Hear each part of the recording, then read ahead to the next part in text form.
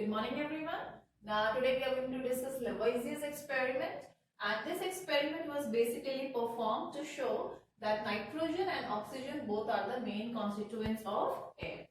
Now first let us have a look at the setup. Now here in this setup we can see that there is a retort which is filled with mercury, and the other end of this retort opens in a bell jar which is inverted, that means upside down.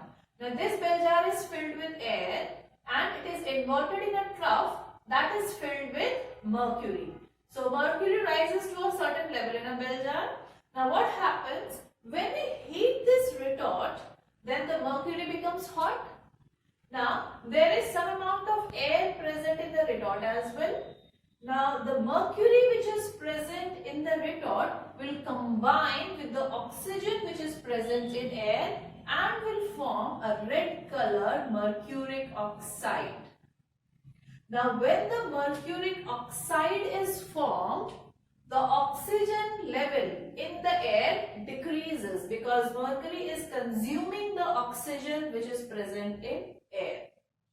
Now when this experiment is performed, the two observations were made. The first observation was that a red colored mercuric oxide is formed here in the retort above the mercury, and second observation was that the level of mercury rises in the bell jar, and this increase in level is 1/5 of the volume of the bell jar.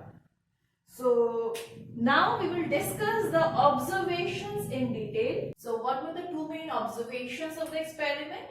The first one was that a red layer of mercuric oxide was formed on the hot surface of mercury, and second was that the level of mercury in the trough rose by 1/5 of the total volume of the bell jar.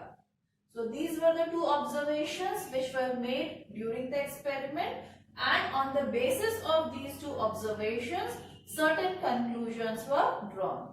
So now let us have a look at the conclusions.